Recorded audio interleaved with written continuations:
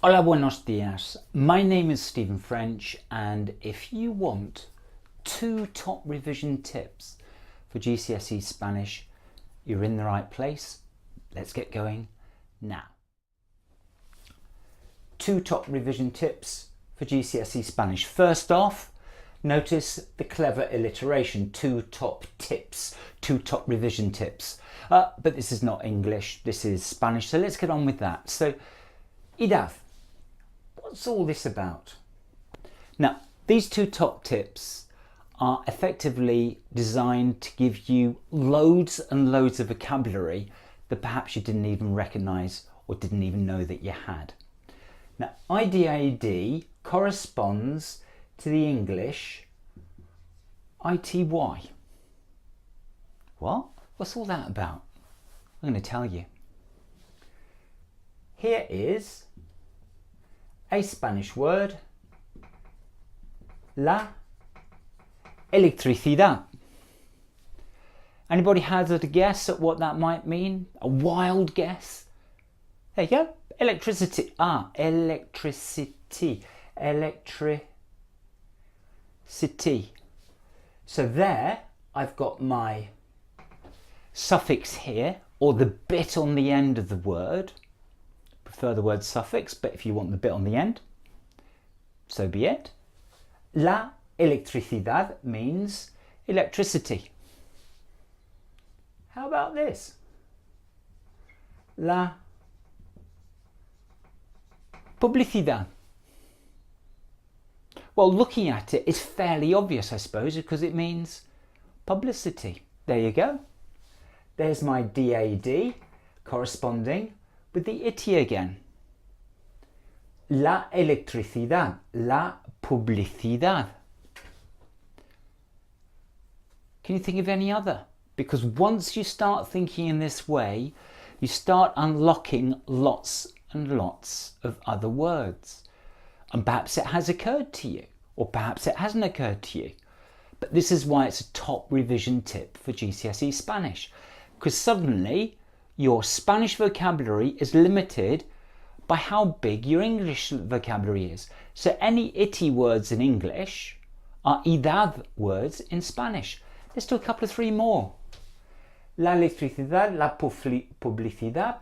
What else can we have? Well, this one sort of works, and it's a word that you've been playing around with over the years. La ciudad. La ciudad. City. Well, we've got a bit of a problem up with this U, but it works. La ciudad.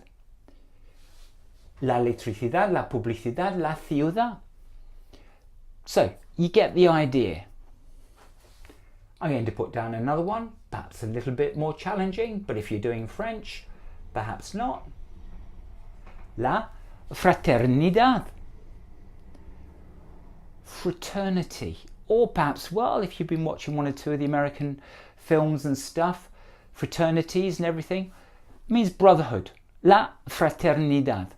Brotherhood or fraternity in English. One of those, if you like, higher level English words because of the Latin root. Point 1 then. Edad is the equivalent to ITY. And a little bit of a corny joke here. All dads are feminine. Now I can hear you laughing at that one. What's all that about? All of these words are feminine. La electricidad, la publicidad, la ciudad, la fraternidad, all of them are feminine. So a couple of 2 top tips there. Well, I might have sneaked in another one, but who knows? It might even be 3 top tips. Perhaps I should call this 3 top tips. I don't know. Let's move on to the next one. Tion. Now, tion, again a suffix on the end of words, on the end of nouns, that corresponds to the English. Good. Most of you are onto this. It corresponds to the English tion, T-I-O-N. So, la publicación. publication. Ción in Spanish, tion in English. La educación.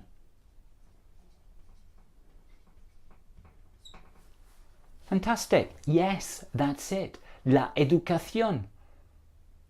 And as you can see, tion corresponds to tion, T-I-O-N in English. Here's another one. La estación. La estación. Of course, a word that you've been using for a good number of years. Those people who are doing GCSE Spanish. And if you're not doing GCSE Spanish, absolutely, well, it's great. It's great that you're listening to this. So, la publicación, la educación, la estación, all corresponding to the English tion. So just to wrap this up, educación, la educación, la publicación, la estación, they're all feminine as well.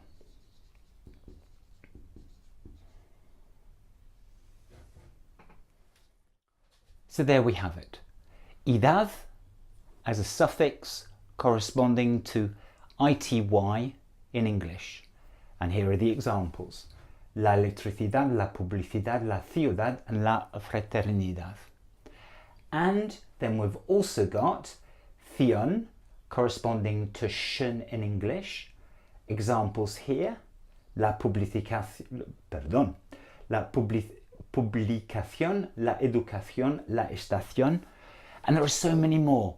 Again, this is where the Spanish that you have then keys into how good or not your English vocabulary is. I hope you found that useful. 2 or was it 3 top tips for GCSE Spanish revision. And if you've just happened to seen this and you're not doing that particular exam, it's still useful stuff for you to know. Hasta pronto, amigos míos.